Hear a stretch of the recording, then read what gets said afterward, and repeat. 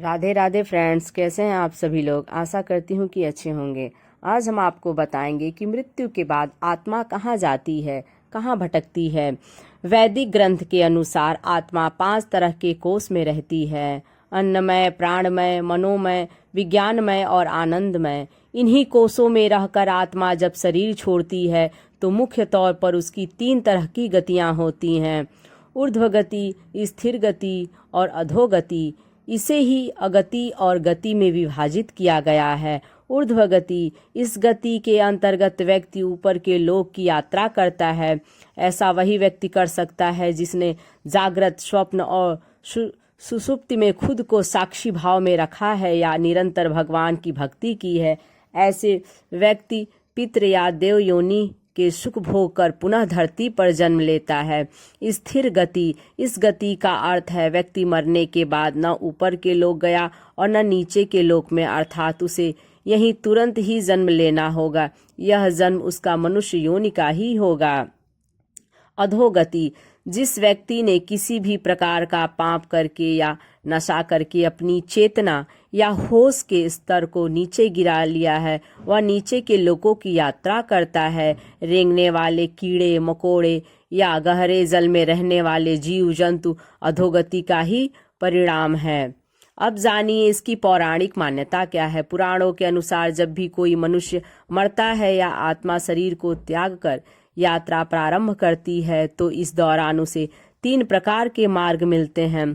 उस आत्मा को किस मार्ग पर चलाया जाएगा यह केवल उसके कर्मों पर निर्भर करता है। ये 3 मार्ग हैं: अर्ची मार्ग, धूम मार्ग और उत्पत्ति विनाश मार्ग।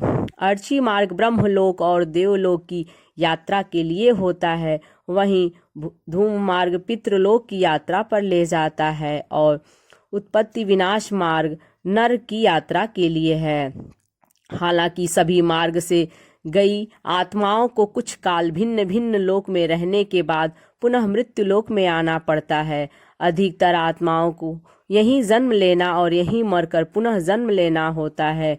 यजुर्वेद में कहा गया है कि शरीर छोड़ने के पश्चात जिन्होंने तप ध्यान किया है वे ब्रह्मलोक चले जाते हैं, अर्थात ब्रह्मलीन हो जाते हैं।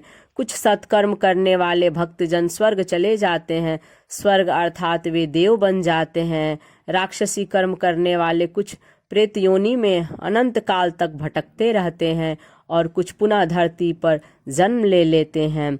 जन्म लेने वालों में भी जरूरी नहीं है कि वे मनुष्य योनि में ही जन्म लें। इससे पूर्व ये सभी पितृलोक में रहते हैं, वहीं उनका न्याय होता है।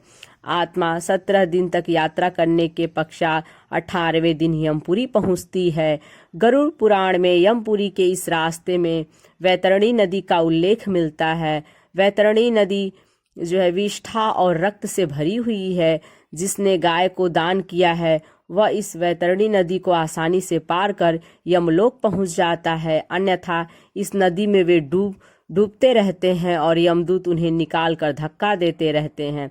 यमपुरी पहुंचने के बाद आत्मा पुष्पोदका नामक एक और नदी के पास पहुंच जाती है, जिसका जल स्वच्छ होता है और जिसमें कमल के फूल खिले रहते हैं। इसी नदी के किनारे छायादार बड़ का एक वृक्ष है जहां आत्मा थोड़ी देर विश्राम करती है। यहीं पर उसे उसके पुत्रों या परिजनों द्वारा किए गए पिंडदान और तर्पण का भोजन मिलता है, जिससे उसमें पुनः शक्ति का संचार हो जाता है। यमलोक के 4 द्वार हैं। 4 मुख्य द्वारों में से दक्षिण के द्वार से पापियों का प्रवेश होता है। यम नियम का पालन नहीं करने वाले निश्चित ही इस द्वार में प्रवेश करके कम से कम 100 वर्षों तक कष्ट झेलते हैं। पश्चिम का द्वार ऐसे जीवों का प्रवेश होता है जिन्होंने दान पुण्य किया हो, धर्म की रक्षा की हो और तीर्थों में प्राण त्यागे हों। उत्तर के द्वार से वही आत्मा प्रवेश करती है जिसने जीवन में माता पिता की खूब सेवा की हो, हमेशा सत्य बोलता रहा हो और हमेशा मन वचन कर्म से अहिंसक हो। पूर्व के द्वार से उस आत्मा का प्रवेश होता है जो योगी, ऋषि, सिद्ध और सबुद्ध है। इसे स्वर्ग का द्वार कहते हैं। इस द्वार में प्रवेश करते ही आत्मा का गंधर्व, देव, अप्सराएं स्वागत करती हैं। माना जाता है कि जब कोई व्यक्ति मरता है तो सबसे पहले वह गहरी नींद के हालात में ऊपर उठने लगता है। जब आंखें खुलती हैं तो वह स्वयं की स्थिति को समझ नहीं पाता है। कुछ जो होशवान है वे समझ जाते हैं। मरने के 12 दिन के बाद यमलोक के लिए उसकी यात्रा शुरू होती है। वह हवा में स्वतः ही उठता जाता है। जहाँ रुकावट होती है वहीं उसे यमदूत नजर आते हैं जो उसे ऊपर की ओर गमन कराते हैं। आत्माओं के मरने की दिशा उसके कर्म और मरने की तिथि अनुसार तय होती है। जैसे कृष्ण पक्ष में देह छोड़ दी है तो उस काल में दक्षिण और उसके पास के द्वार खुले होते हैं, लेकिन यदि शुक्ल में देह छोड़ी है तो उत्तर और उसके आसपास के द्वार खुले होते हैं। लेकिन तब कोई नियम काम नहीं करता जबकि व्यक्ति पाप से भरा हो। शुक्ल में मरकर भी वह दक्षिण दिशा में गमन करता है। इसके अलावा उत्तरायण और दक्षिणायन सबसे ज्यादा महत्व होता है। उत्तरायण में मरने वाले 4 द्वारों, 7 तोरणों तथा पुष्पोदका व्यवस्थित आदि सुरम्य नदियों से पूर्ण अपनी पुरी में पूर्व, पश्चिम तथा उत्तर के द्वार से प्रविष्ट होने वाले पुण्यात्मा को भगवान विष्णु के दर्शन होते हैं, जो शंख, चक्र, गदा, पद्मधारी, चतुर्भुज, नीलाभ रूप में अपने महाप्रसाद में रत्नासन पर दर्शन देते हैं। ऐसी शुभ आत्मा स्वर्ग का अनुभव करती है और उसे शांति व स्थिरता मिलती है। स्वर्ग में रहने के पश्चात वह किसी अच्छे समय में पुनः अच्छे कुल और स्थान में जन्म लेती हैं। दक्षिणायन में मरने वाले जो लोग पापी और अधर्मी हैं, जिन्होंने जीवन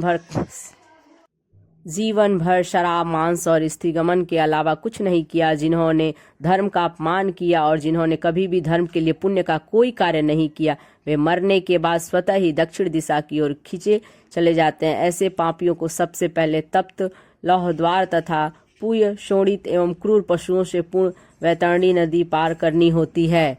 नदी पार करने के बाद दक्षिण द्वार से भीतर आने पर वे अत्यंत विस्तीर्ण सरोवरों के समान नेत्र वाले, धूम्रवर्ण प्रलय मेघ के समान गर्जन वाले, ज्वालामय रोमधारी, बड़े तीक्ष्ण प्रज्वलित दंतयुक्त संडसी जैसे नखों वाले, चर्म वस्त्रधारी, कुटिल भृगुटी, भयंकर करतम वेश में यमराज को देखते हैं।